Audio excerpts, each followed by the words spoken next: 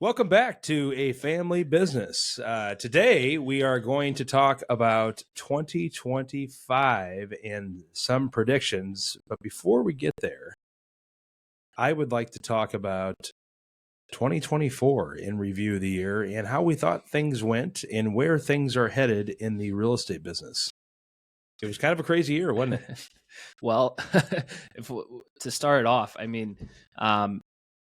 we went into 2024, I think, with the optimism of things would. We were hoping for some inventory, and there's always the hopeful wish for rates to come down. But I think the election was the biggest holdup of everything, and I don't think we took that into consideration as much. And this is my first election, obviously, as being in business, and it was wild to see the impact that it actually had on just not only the real estate market, but just the overall perspective, which is pretty incredible. Yeah, it's interesting you say that, PT, because Brad and I have been through now how many election cycles? Four, five for you. Correct. Yeah. 4 for me because I'm 17. Yeah. And it's something that we learned after about the second one, that there was always going to be and when you go to appointments and or you're out and about and buyers or sellers or clients ask you, what's the market like, right? I mean, we would always preface it a lot of times by saying, well, this year's not a typical year because it's an election year, right? Or, well, I'm not sure this is how it usually is, but election years are always wild cards. And that definitely held true this year. Yeah, I mean, no you saw things. I mean, we were looking at some of the market stats, remember, on the reports we were looking at. And when you do your Market Monday stuff and the stuff Brad and I look at when we're doing a listing, we go through kind of the market activity, and you could just see, it was if I wish I had a graph to post, but I mean, it's like January, February, March, we're ticking up. roller coaster. July, it's like we're at the top of the peak of whatever that roller coaster is. We just looked at it this morning. Yeah, we sure did. Just slowly starts, and it never got to a true buyer's market. It's right on the cusp. But not only, and the only reason why is because we don't have inventory. If we would have had inventory, it would have for sure been a buyer's market, right? But then you see it and it just kind of levels off, and it just stayed there until after the election. And now, not to get into January 2025, but now January 2025, holy cow. There's really been a lot of activity. And in 2024, like you had mentioned, PT, that rates, they had talked about potentially would be going down by quite a bit. And I think a lot of people get the Federal Reserve interest rate cuts and the mortgage rates completely confused. And correct. I'm sure you guys get that out there, right? I mean, I know Andrea and I do. You do too, PT. I'm sure with your buyers. You understand it much better than I do, Brad. Well, why don't you explain it for the person that doesn't understand what you're talking about? Yeah. So, all right. So just in layman's terms, thank you. It's like, what's a lay? What about a lay woman? Federal a lay rate, cat. That's a totally different deal, right? So for years, ever since the financial meltdown, we were really close to basically zero. I mean, there was a little bit but when you did all your write-offs, it was almost zero. Sure. So what happened is in 2023, we ran into a situation where we had COVID. So there was a lot of artificial money that was out in the economy, right? And, a lot of people argue that was a good thing. A lot of people argue that was a bad thing. But at the end of the day, what that caused was inflation. So when you have inflation, you have no other choice. You have to raise the main interest rate in our country, which we did several times in 2023. So they tried to slow down inflation, but because there was so much money out there, it didn't really get slowed down. I have a question, like a serious question, just because I kind of get it, but I'm guessing some people maybe don't. And so when you say it's slowing down inflation, what does increasing that rate, the Federal Reserve rate, increasing that, how does that slow down inflation for the average person? The goal is that when you raise the rates, that makes the prices go down. And however, in the history of our country, like we always kind of joke about, once you have a price, it's probably not going to go down. But what the goal is you try to squash the demand a little bit more, so that way the prices don't keep on going up. Right. So that's why we saw in 2023 the price of everything. I mean, like eggs, bread. I mean, just your necessities just went through the roof. Just went through the roof. But getting back to real estate, the mortgage interest rate is dictated by the bond rates. So the more bonds that people are buying, the lower the mortgage interest rate. Let's go buy some bonds. We can have a best should year all buy ever. bonds, right? So if anyone wants a 3 and 4, go buy as many bonds as you can. As you possibly can. So we're selling bonds. We're not going to be, according to every report that I read, we're not going to be cutting the federal interest rate until... Well, we will, but just by quarters. We're not going to go way down really quickly that we don't want to get back in the 2023 where we were at with things. So interest rates. So I expect in 2025. Actually, I'm not getting to 2025 yet. I'm going to stick here with 2024. In 2024, we thought back in time that they were going to drop significantly. Sure, yeah. And there was a movement for a little while where they did drop into the lower 6s. And as of today, I mean, they're about 6.75 again. Yep. So not getting to 2025 yet, but my sneak peek is I don't think mortgage interest rates are going to drop a ton in 2025. Which means our economy is getting better, right? Everybody always thinks that when the mortgage rates are high, the economy is horrible, but that's not the case, correct? That's correct. Yeah. So when you look at the historical averages, the historical rate has been somewhere in the neighborhood of 7%, and we're at 6.75 right now as of mid-January. So when you look historically, I mean, there's a lot of people that were around in the 80s when they remember when the rates were 18, 20%. I mean, those were credit card rates, right? I mean, just absolutely crazy. I remember going on one of my first listing appointments with Brad in like 2007, 8, I don't know, whatever. And I remember Birchwood Avenue, Davenport. I still remember. The seller came out, younger guy, and we were asking him some questions about the property. And he, as a typical seller, they have all this stuff that the previous homeowner had given them. So he brings out this box and he brings out it looks like how you buy a car now, right? It's all typed out. Oh, that's what it looked like. And it was his, purchase agreement or his CD or HUD, whatever we're calling them these days. It changes all the time. And his interest rate was 18.2%. That original owner. I was like, holy cow. And Brad's like, oh yeah, that was normal. I'm like, and people are upset about 6.75. Well, I think the bottom line though, too, especially for younger generations that haven't gone through those ups and downs and haven't experienced that, 2 and 3%, bad. It's never happening again. You have to go back and relive COVID.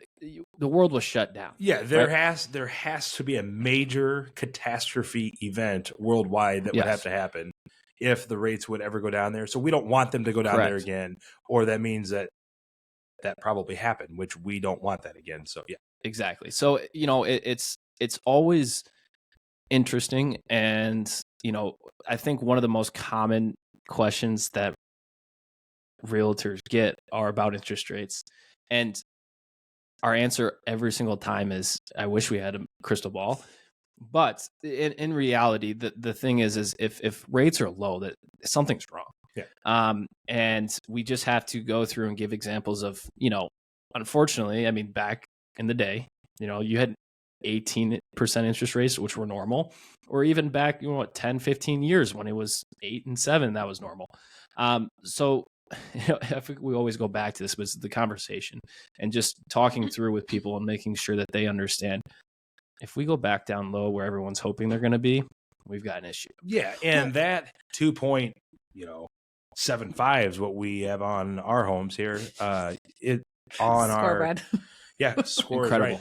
Thank you, Jason Hutchison, for letting us know that we need to refi and we need to lock into that low rate. Find a lender you can trust. A good mortgage lender. Call Jason Hutchison at American Bank. 309-235-5082. I feel like we just did a commercial. No, there's a lot of great lenders out there, but what I'm saying is that was perfect timing. And about 2 months later, the rates had jumped up. So that was not going to be, and I was thinking in the back of my head, when are these rates going to go up? And for so many years they didn't. And then they did. Well, and the other time during my career with you that I can remember, and we can get off the topic of interest rates in 2024. And it's so much fun to talk about rates and bond rates. But the other time I remember the interest rates being so low was because it was the same time that they introduced all those incentives, like the first time home buyer incentive where you could get the $10,000 and, et cetera. And that's because we had so much inventory and no one was coming to the table, which again was because the economy was in the dumps, and that was right after the financial meltdown because they just gave everybody and their brother and sister and their dog money to buy a house, even though they didn't qualify to buy a house. So that worked out well for everybody. But that was the other time we saw the really low interest rates. They still weren't in the 2s. I mean, I think they were in the 3s, if I remember correctly. But again, they were probably bad more so back then. They were probably in the 4s, which a lot of people these days would probably think is high. So, but yeah, so getting back to 2024, we really thought too that the inventory was going, that was going to go up, and it just didn't. And we saw, especially like Andrea mentioned in July, that with the upcoming election, a lot of people just kind of put the brakes on. Sure. Yeah. And I think too, we need to preface too, we see this in our market. There's a lot of other markets that are completely different, especially down like my buddy Mason, who's a realtor down in Fort Myers, Southwest Florida. It's a completely different story. Yes, they're a little bit more seasonal than us, but in our specific market, any decent solid home you can't keep on the market. Yeah. It's incredible to watch it go. Now, to preface it and just to kind of have a preview into 2025, homes are sitting on the market a little bit longer, but you're still running into the situation where you're 20, 30 days on the market and you still might end up with a multiple offer situation. It just depends. And for us specifically, we're weather dependent. So if we have a snowstorm, that might push something back too. But it's incredible to see how the inventory just had the bar hasn't been raised at all. Mm-hmm. Well, and I think that the big, to your point, is because if we still have the supply issue, and the reason why so people are thinking, oh, well, it must be different because there's homes now on the market, right? With more days on the market. But really, that's not the case. It is because there is hesitation from buyers because of the rates. Sure. So before, when we had the inventory issue, it was like people thought, I mean, when we were getting, back to the 275s, people thought they were getting free money. So it's like, you get free money and you're like, what can I buy, as fast as I can, because till they stop giving me free money. Can you even imagine if in 2025, and that's why, I mean, it's not going to happen, but in 2025, if we had rates like that, I don't even know. I mean, with what we experienced, thank God I don't foresee that happening. But if we did have that kind, if you're a buyer and you want to buy a house, I mean, forget it. I mean, it'd be like you have to win the lottery to buy the house, because it would be that crazy as far as offers. Yeah. Yeah. And so staying in 2024, somebody told me today that 2024 had the least amount of transactions since the 90s, which is kind of crazy to think. Sure. That there's more people in the country now, yet we had less transactions than we did in the 90s, which just really tells you that with the rates increasing that quickly, that slowed down inventory, because it's the opposite of what a lot of people think. But a lot of people, if you're locked in at 2.75, you better really like that house if you're like going to pay 6.75 or 7%. Now, I'm going to double down on that though, Brad. I agree with you, but it's just like anything else. It's like, you accept the situation for a while, but then the pain. I was just getting there. Yeah. Yep. Well, okay. Yep. But I mean, pain, you had, 2 kids, and then you have a 3rd kid, and now you're pregnant with your 4th kid, and you have 3 bedrooms. I mean, at some point you're like, dude, I don't care. I mean, and you just buy the house. And I think that's what we're seeing. And that's probably what we're going to get to. That's what we're seeing happening now. Right. I mean, we just had a couple that bought their first home 2 years ago, I think, and had a child. And the wife, I ran into her the other day, just said, and they're in like a townhome, brand new construction, gorgeous property.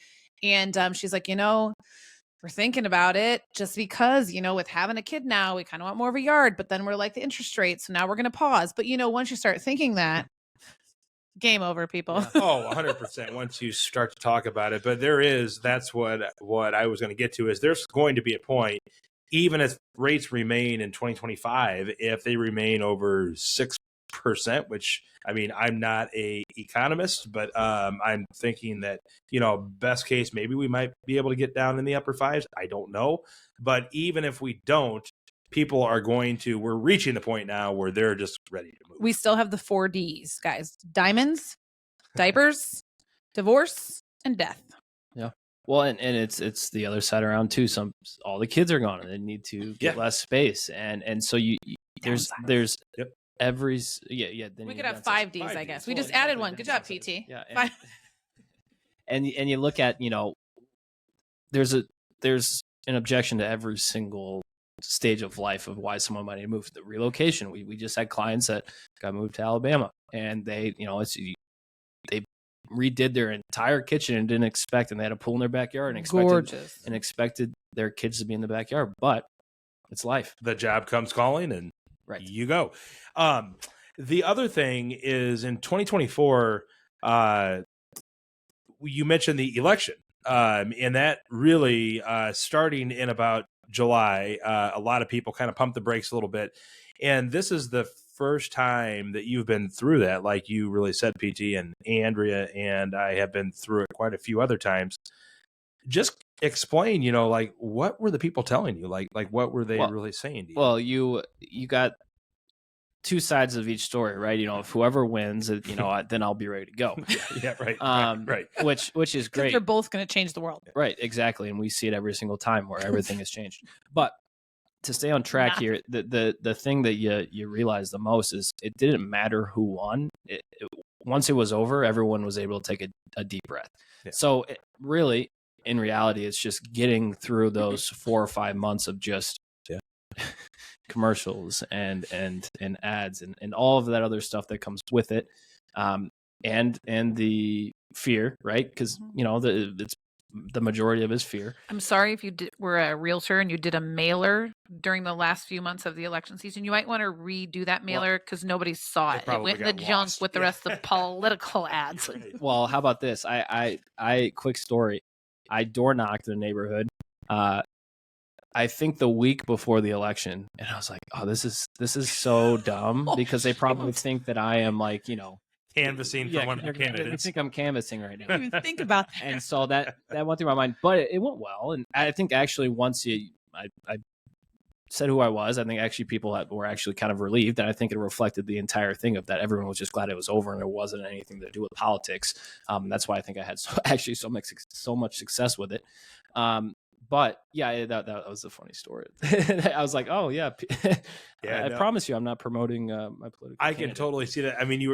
You're probably knocking in the backyard. I promise you, I'm not a politician. Right. Did you make sure you wore like yellow or orange or some neutral color, no blue or red? I had a door hanger that we had a listing coming up in the neighborhood, and I was like, had it right here so you could see. Yeah, so you could see like around the corner. See, I'm not a politician. Right, I promise exactly. So we had rates were a little bit higher, lower inventory, and the pricing maintained very, very well. So a lot of people were kind of worried in 2024 that inventory might go up with the more activity in the market, that you were like going to have a lot more listings and a lot more buyers, but we didn't see either one of those, which is kind of crazy. No. And there was also a lot of concern, which I kind of, it was a good and a bad thing. Like you said, there was the least amount of transactions ever, but, and, I know there was a lot of realtors, I forget the stat, of, people that just didn't do any business this year, right? Because it was such a difficult year. But I kind of like the fact that we kind of stabilized a little bit, right? Because I think there was a lot of fear in the marketplace. That's the other thing I think that was also in 2024 causing people to refrain from, go ahead and making that purchase or listing it, is because there was a lot of fear in the marketplace that the prices had increased so crazy drastically during the COVID and those following, months, that they were going to have a negative equity, right? Sure. Or the house was no longer going to be worth that. Obviously that's been proven untrue. We've either stayed stable or we still had people that are still getting, in our market anyway, that 3, 5, 6, 7, 8% increase in their value in 2024 over what they bought it for or got it for in 2021 and 22.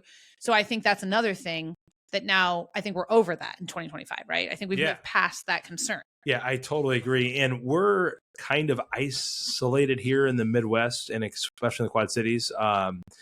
We don't necessarily, other than 2020 and 2021, don't have those big increases that are just out of this world like they have in, say, like California or in Florida, where, you know, in 1 year the home might go up 35%, right? And so what goes up that quickly must come down too. And that's what you were getting at, PT, is that at some point, and it sounds like in Florida that it's a little bit softer than it is in the Quad Cities, as an example. Well, exactly. And I think we're just extremely blessed too. We haven't had to deal with fires, hurricanes. I mean, the state of Iowa had its fair share of tornadoes this Derecho. year. But we've been, even this winter, we've been, knock on wood. But we've been extremely blessed. And I think our markets reflect that. And it's been pretty amazing. And I think the other hard thing for markets like Florida and your vacation markets is that I think, again, they still have a supply issue, but because for a lot of people, those are second homes, they're, again, going to be more resistant unless they're paying cash because of the interest rate for a second home. Right. So I think that's the other thing. But again, it's kind of the catch-22 because it just, in Wisconsin, that's, there's some lake towns up there.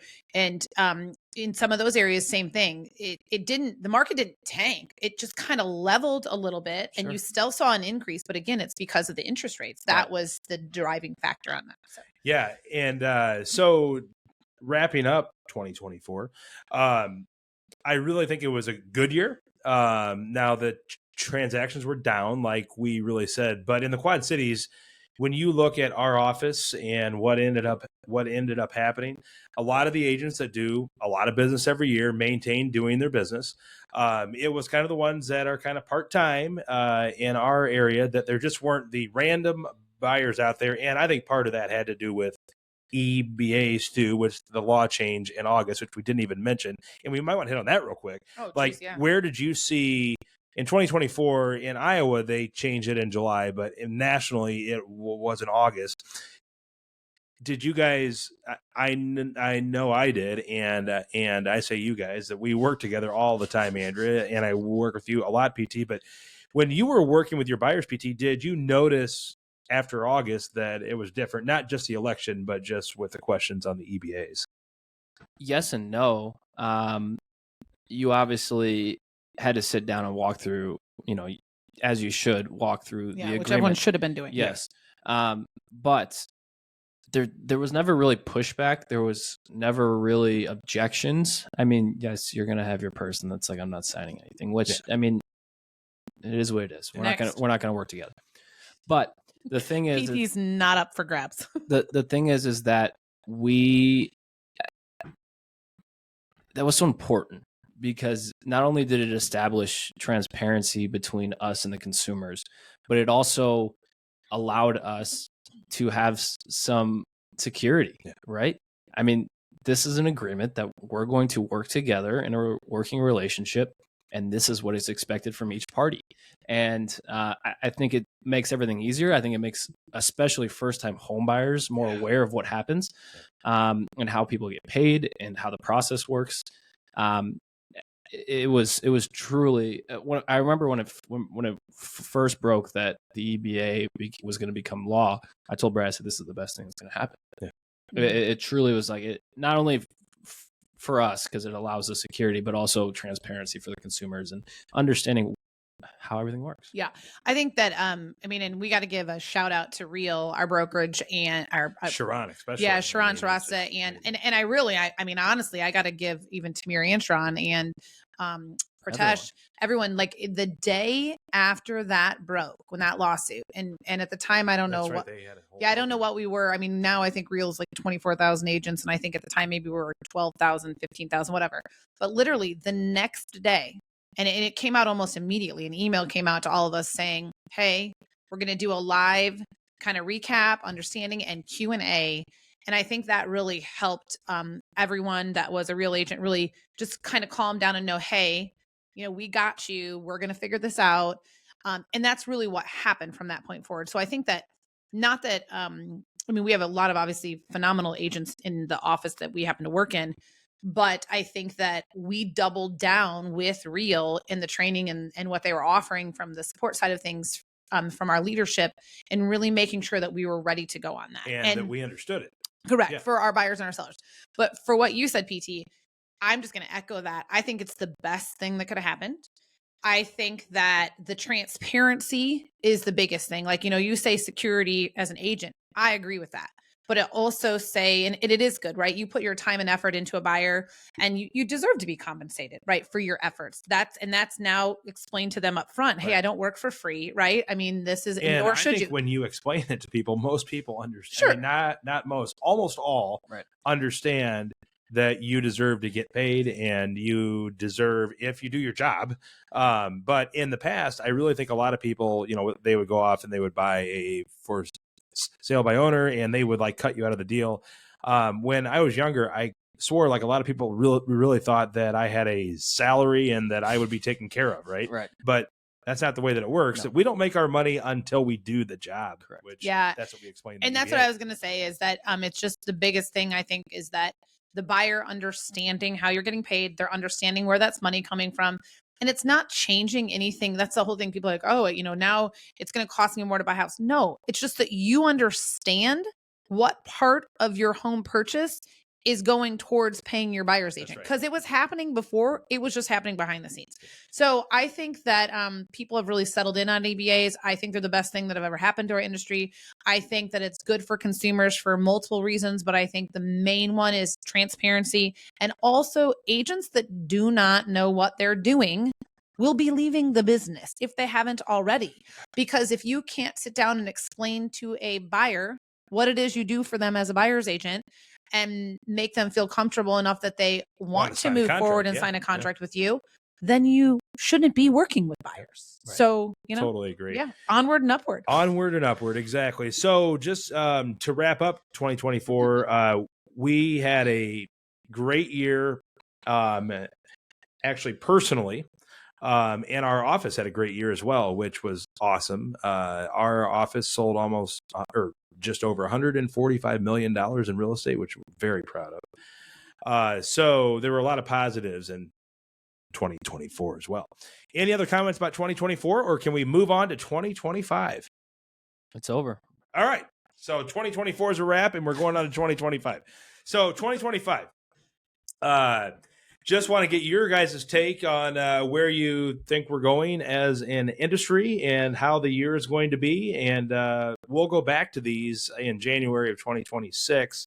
Would just like to get a couple of predictions from both of you guys of what's going to happen in 2025. My slogan for 2025 is thrive in 2025. Yeah. I think that the experienced agents, and I say experienced doesn't mean number of years in business, experience, know what they're doing, trained professionals are really, really going to have standout, breakout years in 2025. I think that we're already seeing that occurring. Both us, PT, you and us, and you and I, gosh, I can speak proper. And agents within our office already watching what's happening with their years, seeing what they have, pendings and on the books, and buyers in their pool of buyers that they're working with. I just think 2025 is going to be the best year ever, at least for us. I think that interest rates are going to just kind of stable out. I think you're going to have people, fully embracing that they are one of the 4Ds, or I guess 5 now we've decided, and they're going to make a move. And the people even if rates stay the same or close, you really think at this point they're like, all right, it's time to move. I think there will be an increased number of transactions. I also think that We're recording this when the fires are happening in California, and that is tragic and heartbreaking. And our prayers go out to all those people that are affected by that. But I also think that that's also something that's going to drive, because those people are displaced, right? So good or bad, which it's obviously bad for all of them, but that's also, again, where, either they're rebuilding in those areas or they're going to have to go somewhere else temporarily, which is, again, just going to spike the need, So there's just so many things. Yeah, no, I would agree with you. Yeah, and I think 2025 is going to be a great year overall in general, just for kind of the reasons we spoke about already. Is we don't have anything to look forward to. We don't have COVID to look forward anything to look forward to. We don't have an election to look forward to. We don't have an actual war to look forward to for us personally. It's going to be a year where people are going to, one, understand and realize that, hey, these were probably where the interest rates are going to stay. We're such short-term memory people that, as we continue on with these rates and prices, that people are going to get used to them. I think that just in general, with nothing really being in the future worldwide, I think it will benefit us enormously. Yes, correct. Good job. I think 2025 is going to be great. And it's going to be interesting to see where, like you said, who's going to get weeded out, who's going to, as Dusty would say, run the plays, and who's going to be successful in 2025. Well, and to add to all that, I was thinking about this as you were talking, PT, when we're talking about supply. So, or, inventory. So we also don't have, which we haven't really touched on at all in here, is we don't really have any of the supply chain issues that we had, right? And bearing some natural disaster happening in one of the areas where a lot of those things are manufactured and brought in from. Again, that's then going to make new construction, which was kind of on hold, especially in our market. We were definitely kind of at a little bit of a stalemate. Things were taking longer. People didn't want to wait that long for a new home. So when you don't have people buying new homes and they're not putting their current home, which again creates more of that. I don't see any of that in any of the projections that we're seeing or any of the discussions or things we follow. So I feel like that also opens up another door for people in regards to inventory, so that, boosts the movement. Yeah. Well, that's all very interesting. I think in 2025, I would agree with you guys. I really think rates will drop a little bit. That's one of my predictions. And with the rates dropping a little bit, like Andrea said, even if they didn't very much, I really think a lot of people are getting to the point now where they're like, okay, we're not holding out anymore. We need to move. So I really think 2025, you'll have a lot more transactions than you did in 2024.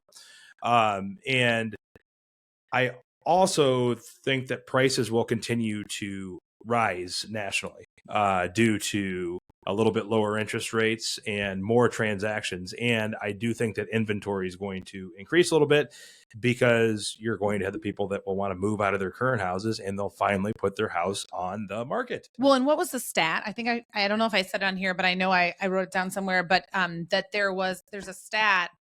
Gosh, what is it? 70, I think Keeping Current Matters or somebody posted, it was like, there's 78% of the renters right now are people that are pre-approved, qualified, and want to buy a home. Right. And I think it was 78%. It's close to there. Fact check me on that, someone.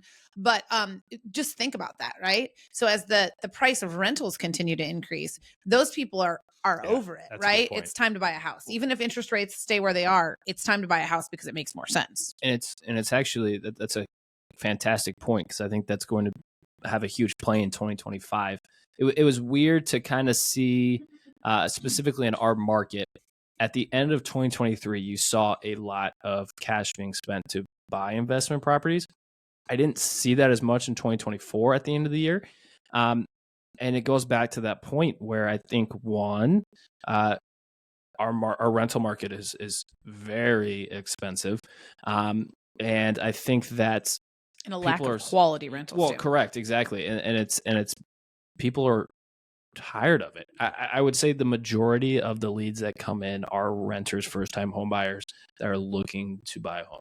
Yeah, I mean, when you're spending a couple $1,000s a month on a rental, and let's do the calculation here, guys.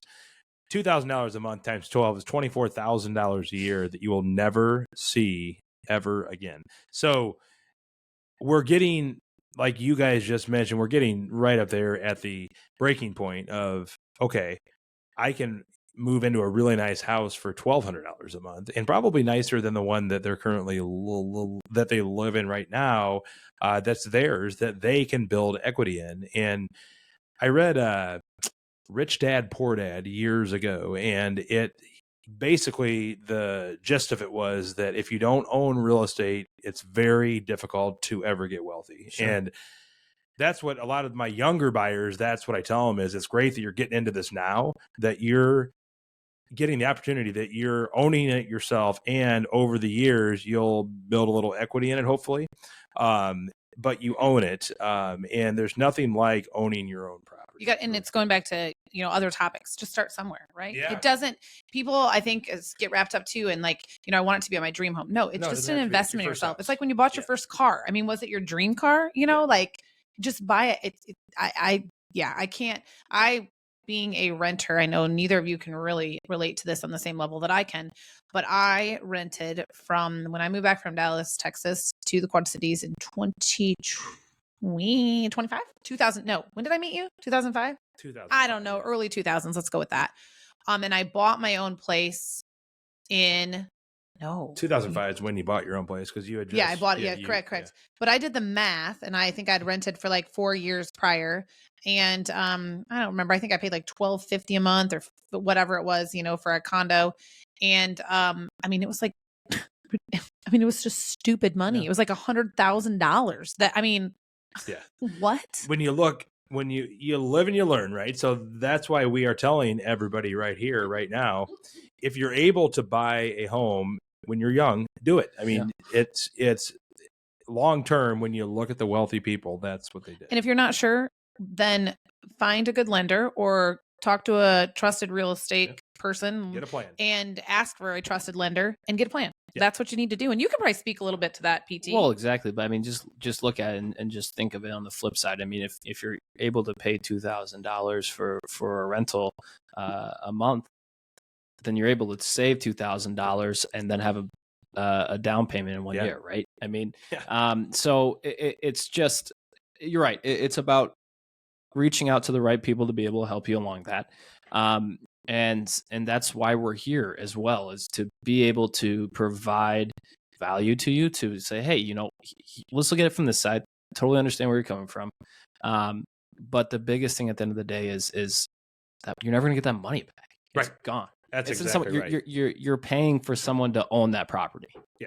I like to say, and it's very true, because we had rentals after we got married. We kept both of our properties that we had prior to getting married, but you are putting money in somebody else's savings account. Yeah, that's what you're doing. Right. So that's exactly what you're doing. So anything else on 2025? I think, 2025 is going to be an awesome year, and looking forward to our growth as agents. And just remember, there's a lot of opportunities out there in the real estate industry. And that's why we do these podcasts, is to share our ideas. And that's why we listen to a lot of podcasts too, so we can learn a lot of ideas as well. Right. And I think to leave it here is as we go into 2025, my mantra, and I think our office's mantra is, and it's showed so well in 2024, is collaboration. We're here to help each other succeed. And so if you need somebody, if you have a question, if you need help in a certain area, reach out to either someone that you trust, know.